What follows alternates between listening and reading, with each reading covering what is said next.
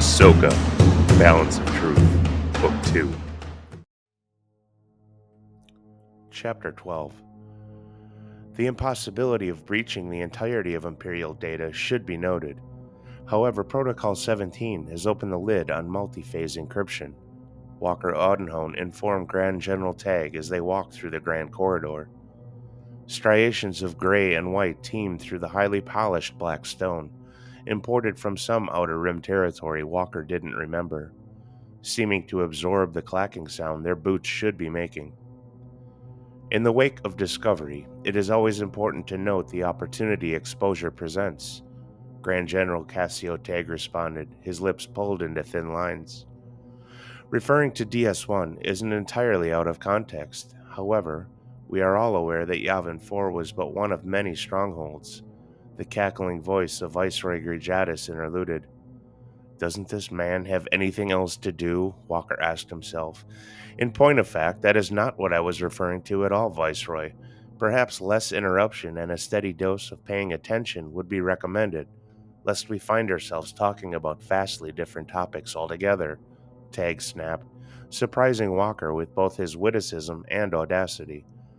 Despite the mild tension, the trio had not missed a step. Audenhone absorbed the minutiae of details the general employed in his interactions with the political representative. His attention was drawn to the man's body language and insistence upon looking in the distance, beyond the Viceroy when addressing him directly. Our Emperor is well aware of the existential threats that persist outside this system. Even within it, I would wager. Tagg chose his words carefully. Audenhone noted as the man cast a sidelong glance toward the Viceroy. Walker understood that the General's comment could be taken in multiple ways, which was precisely his intention. Forgive me, but in the interest of moving forward, I think it is wise to disable Protocol 17 for the time being. It has proven useful and detrimental, and until I locate the origins of the rogue entity, it would prove to be the latter in most cases, Walker interjected as they neared the doorway to the landing platform tower. Highly advisable, Deputy Director. I am sure the Emperor would agree with your suggestion. However, that would necessitate the elevated success rate of Grand General's own initiatives, the Viceroy responded, Audenhone wincing as his comment had been so expertly turned into a verbal weapon. Between Lord Vader, Silo, and myself, that will not be a problem, provided political hindrance is minimal. General Tagg navigated the slight. As they approached the doorway, it slid open before them, exposing a short corridor with a bank of turbolifts at the opposing end. With a humorless chuckle, Janus Grijatis bowed with a short genuflection that conveyed no trace of respect. I regret that I must leave you here. Other matters require my attention. May your endeavor end in the highest success, Deputy Director. Grand General. He nodded toward each man individually before turning around and heading back the way they had come. Tagg watched the man sweep himself clear of their presence, his hands lightly pulling up his robes to keep them from touching the floor. Audenhone had noted the same action before, but watched his retreat now with disdain, preferring to keep the finery of politics out of the natural order of security business. Walker turned his gaze toward the Grand General, seeing the same expression he knew he conveyed on the man's face. General Tagg turned toward Audenhone as he chuckled in response to the shared thought both men were experiencing. Walker couldn't help but feel relief and a mild enthusiasm as they identified under identical precepts. I hate that man, Tagg said, saying what Walker already knew. Both men turned fully toward the bank of turbolifts and continued as the door closed behind them. I am sure all of these walls have ears, General, but I completely agree, Walker admitted. Tagg slightly laughed. How is it that you know the director? Walker, is it? Audie. I served under him for a handful of years aboard the Hand, as well as other appointments. He's a good man, Audenhone responded in all sincerity. He's like a father to me, to be completely frank, sir. Lola Sayu, Grand General Tagg said and stopped short, contorting his face into one that expressed esteemed respect. Nodding his approval, the general clapped a hand on Audenhone's shoulder. Cassio, you can call me Cassio. You know Barton only took the job because of you. Audenhone laughed. He would never have admitted that to me. That's Barton, Tag responded as he continued to the turbo lift. Through and through. Audenhone depressed the activation switch on a central panel between all three lift entrances. The door rotated on the right lift and the two men entered. Audenhone pulled his code cylinder out of his breast pocket and inserted it into the lift's access port. 3, he said as the door slid back into position and the lift activated. He retrieved his cylinder from the port. What is the Sidious, Cassio? He said a few seconds later, hesitant to use the general's given name. Command ship of a fleet that answers only to the Emperor himself. Captain Side commands. The man should be admiral, but he denied the promotion in favor of remaining with his fleet, Tag informed him. He is one of the sharpest minds the Empire has produced. I have never heard of any of this. Side? Sidious? Why now? Audenhone was annoyed at the blind side. It is deliberate, Audie. Some things the Emperor wishes to keep for himself. Contingencies, I would wager. But in any case, why now? Because that man and his fleet are precisely what you will need to succeed in your objective. The lift stopped as the door swiveled open. Audenhone had always appreciated this view of the cityscape. A transparent steel panel surrounded a platform ring, broken only by access doorways to the 3 landing platforms on each level, providing a stunning view of the Bureau's campus and surrounding monads. A pristine Lambda T4 resting patiently on Pad 8 highlighted the scene. Apologies for changing the subject, but as we have a moment alone, I want to ask you about Simoon, Cassio, Audenhone said suddenly. Complete chaos, Audie. Lord Vader prevented catastrophic loss, but could not contain the rebel threat. General Tagg responded without hesitation. He is an efficient problem solver, most times, but operates with abandon. He continued working diligently around his personal description. If this is about Lothal again, I agree with you, Tagg turned to him fully. As was made clear, an occupying force returning to the system is out of the question. However, a small team insertion is anything but, he finished with a wink. You will understand that who you'll be working with will be quite beneficial for all parties concerned. Tagg, who had no issues expressing his thoughts outwardly, smiled brightly as he clapped his hand on Audenhone's broad shoulder again. Audenhone meant to probe further, but decided against pushing too hard for information he knew would be at his disposal presently anyway. He submerged any remaining misgivings about this calling and began working up his anticipation of operating without concern of oversight. They reached the hatchway for Pad 8 within moments. General Tagg pulled up short of engaging the sensor for the door. Audie, the interim director, was quite serious. The job is yours upon your return with his full endorsement, and after the few moments we've been able to converse, mine as well. Trust yourself and trust Side, he concluded with a smack of his lips as he crossed his arms behind his back. Audenhone suppressed the misgivings working their way into his psyche. Things were moving much too fast and with far too many conveniences for his liking. An entire fleet he wasn't even aware of? The notion was ludicrous, yet the shuttle waiting just meters away for him was as accurate as he was. He knew he would exchange pleasantries with whomever this Side was. Then he would sit Eddie down and go over every detail of the briefing he had endured and any progress she may have made in his absence. They would attack this about-face and priorities like they attacked every case file they collaborated on. He had requested only one thing for a straightforward reason. She knew his thoughts before he did.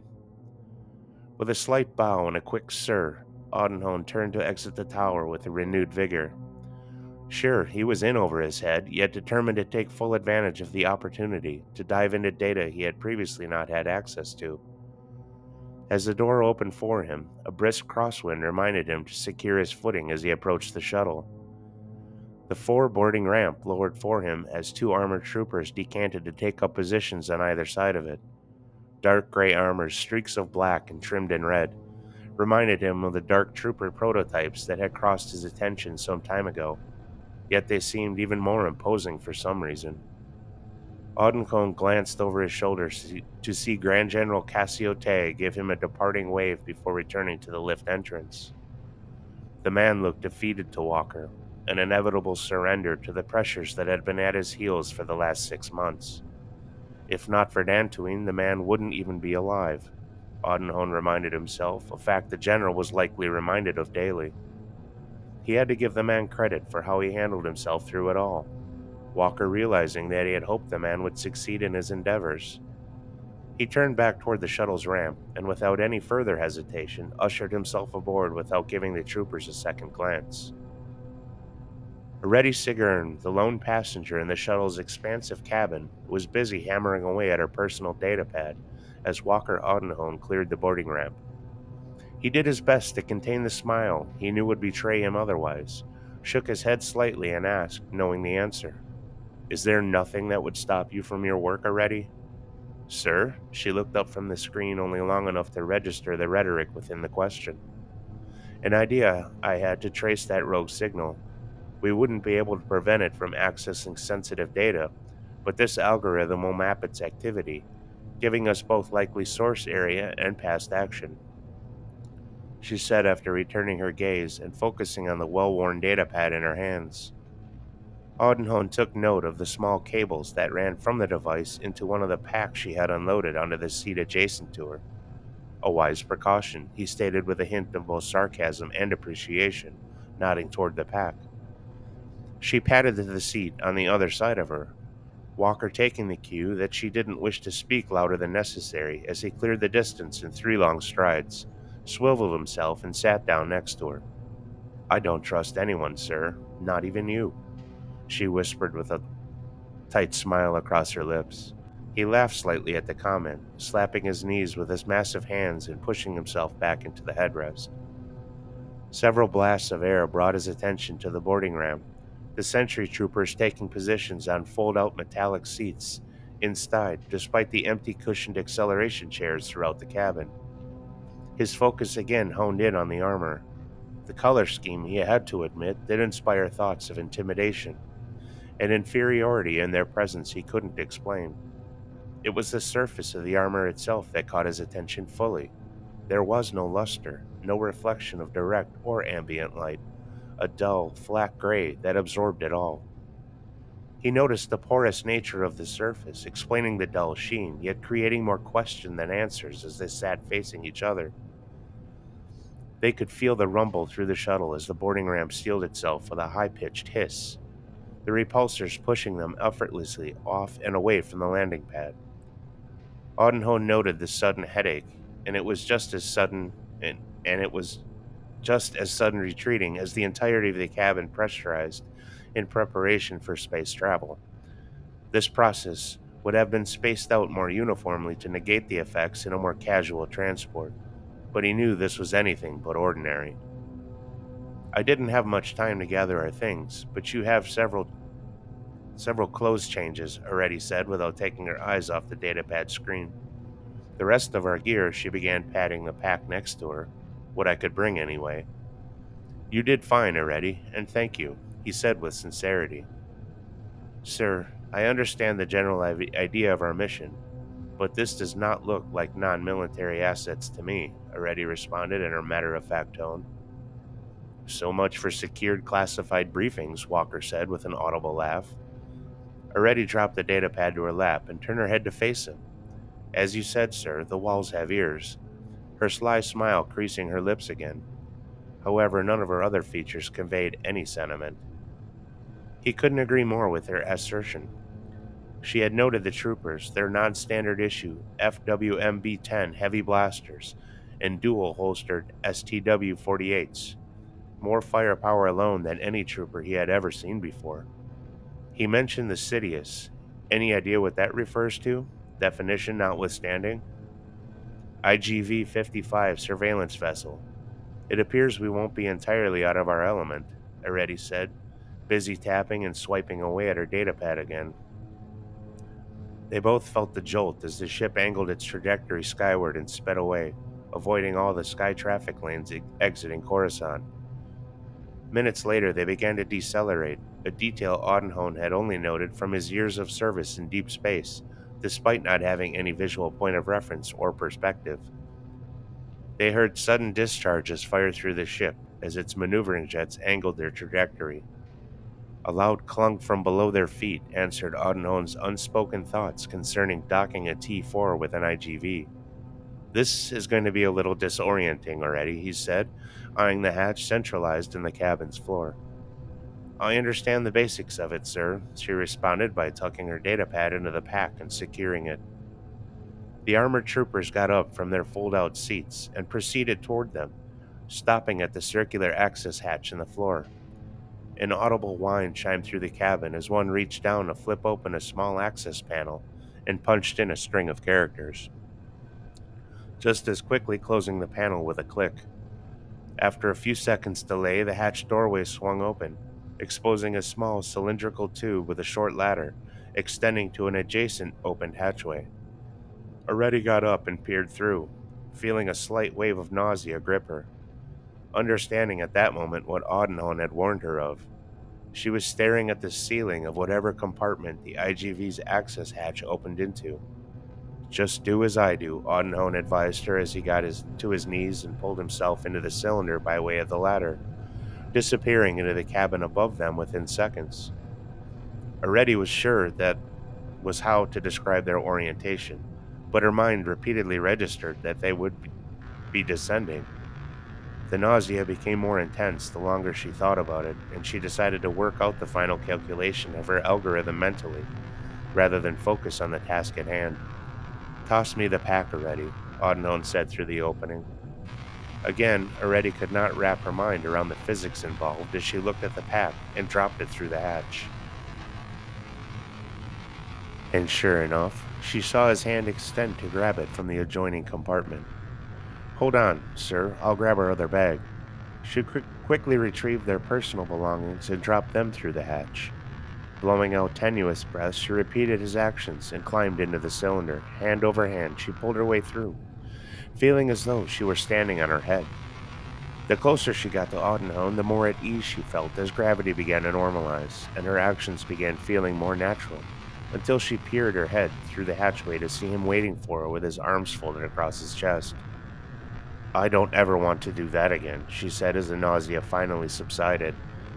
"Why an IG and not something with a hanger?" She hadn't meant to say.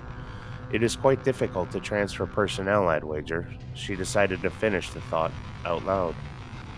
"It is at that, but it also discourages unwanted parties from attempting." A pleasant voice responded from behind them. It was at once commanding and deep enough to quiet a room, Audenhone thought as he and Already turned around. Standing just inside the doorway of the hatchway airlock they had just decanted into, a trim man no taller than 1.5 meters and his arms clasped behind his back akimbo. His attire was cut to imperial regulation, but was a spotless black from neck to toe, offering no insignia of rank or other decoration. Audenhode noticed the informalities in the details: cuffs unbuttoned and rolled back slightly, the collar hanging loose about his neck as it was minus the top buttons, and no cap adorning his head, his dark hair trimmed short and high above his forehead. "Captain Side, I assume," Audenhone stated, silently wondering how one so young was held in such high regard. "Your assumption is correct, a testament to your reputation, Deputy Director. Captain Evan Side, welcome aboard the Sidious." Several light thuds shook the cabin slightly as the docking mechanisms released their respective holds from both ships. A duo of troopers entered the cabin from behind side, accessing a similar panel within the floor to secure the hatch. Neither of them was armed, which Audenhone could see, and one wasn't wearing a helmet. A human male with long blonde hair struck Walker as an oddity in contrast to the remainder of the armor he had on. As if the man were reading his mind, Side chuckled briefly. "You will see that formalities are at cross purposes with our agenda," he said plainly as the troopers retreated from where they had come. "If you follow me, I'll show you to your quarters. Apologies again for my choice of vessel, but room is limited, as I am sure you have already surmised, so you'll both be bunking together, if that is acceptable." Neither Walker nor Oretti gave it a second thought and followed the man's retreat from the airlock compartment into a narrow corridor with many open doorways. Cables, slim and thick alike, braided together, ran the corridor length, branching into various rooms. Audenhone was overtaken momentarily by the cacophony assailing him. Whines, chirps, and chimes of various pitches emanated everywhere as they added a particular melody to the low bass hum of the ship's power core. The mechanical thumping and gyrating of power generators themselves flooded the corridor in an acoustic nightmare worthy of some Coruscanti sub-level nightclubs. Both Walker and Oretti looked at each other as they followed the captain's rapid pace, silently communicating their questions. She motioned toward her collar as she watched beads of sweat form in his forehead, running freely over his temples and down his cheek. He nodded in the affirmative as she backhanded the sweat from his head, reaching up to unclasp his top button. "Why is it so hot in here, Captain?" Audenhone asked, wondering why they didn't just condition the recycled air. "There isn't much aboard this ship that would fall within Imperial regulation, Deputy Director," Side began. "Audie is fine," Walker interrupted. "Excellent, Audie. As I said, we operate well above our rated power capacity and have since added generators and power cores to satisfy our needs. This generates tremendous heat, and we wish not to waste added power conditioning. There is no need to cling to regulation aboard this vessel, Audie. Feel free to make yourself as comfortable as you wish." The words strung together in what sounded like deliberate preparation to Audenhone's ears as he removed his uniform coat, swinging it over his shoulder. "As a precursor to what may be a briefing forthcoming with the crew of this ship, I will jump right to the point and offer my suspicion that with 90% accuracy that we, and I say that with purpose, believe we know whom you are looking for. 7? 90.8, sir." A heavily modulated electronic voice answered immediately. Audenhone strained his neck as he glanced about him to keep himself from tripping over cables and to locate the voice. "Shipboard Central AI, Audie," Side answered the question Walker was preparing to ask. "Hands-free data acquisition answered in real time allows our fleet to focus on mission objectives and solutions instead of additional personnel. The bonus of fact versus subjective perspective allows us the freedom to act quickly." Audenhone had to respect the explanation, knowing full well that most fleet commanders wasted precious time and resources to satisfy vanity alone. 7, you said? "At your service, Deputy Director," the AI answered. "Feel free to utilize 7 at your leisure, both of you," Side said, turning his head slightly over both shoulders. Stopping abruptly, he half-turned before one of the open doorways, all of which were bunk rooms offering little comfort save stacked beds and small work desks filling each. Side proffered a hand, motioning for them to enter. "This will be your room for the duration of your stay. Please feel free to make yourselves as comfortable as possible. In the meantime, I will update my crew on your arrival. I will return in, say, an hour. We can then proceed as we agree sees fit." Side finished, turning his body to leave them. "Sir," Oretti spoke up, Side turning back toward her. She looked at Audenhone before proceeding, awaiting his approval. With his nod of consent, she turned back to face Side. 7, what is the duration of travel with the Rayeta terminus?" she asked with her head tilted toward the ceiling. "Approximately 16 hours, 23 minutes, 7 replied. "Captain," she began. "Side, or Evan, please," he interrupted. "Evan, perhaps we can make way for Rayeta as soon as possible. Time is against us in this pursuit," Oretti said with sincere conviction. 7, please do as Miss Sigourney has suggested. I think we can all agree that is in our best interest," Side commanded the AI. "At once, sir." "Audie, Miss Sigourney," Side said as he bowed slightly at the waist and left them alone. Oretti made for the doorway to close the hatch as Audenhone coughed to get her attention. "Unless you intend on undressing, in which case I'd rather not be in the room, I wouldn't bother with the door," he said as he rummaged through the secondary bag of personal items. "I suppose that's a good point," Oretti said, slumping her shoulders. "And no designs on the bottom bunk. You're up top, Agent," Audenhone said with a laugh. I was hoping that was the arrangement. Brings me back to my academy days, she replied with her light-hearted smirk, seating herself in the workstation chair. Sir? Already, we're not on Coruscant. Walker, please, I insist. Audnholm cut her off. You heard the captain. Formalities are best kept within the confines of HQ or imposing vessels with decked hangars. She laughed inwardly at his jest, never having seen this side of the man. Walker, she began awkwardly. I don't believe I've ever heard you speak this way. She smiled at him, feeling as though the man were trying to bring himself down out of the stratosphere of regulation and protocol, but understanding that he was, in fact, in his element, displaced from fanfare and politics. She let her comment work through her thoughts and musings for a while as Audnholm continued rummaging through the pack for something more casual to wear. What are we doing here? She asked, causing him to halt his actions momentarily. Following orders. Yes, but why us? She questioned. Audnholm stared into her eyes, unblinking orbs of innocence. He thought, do you want the truth already?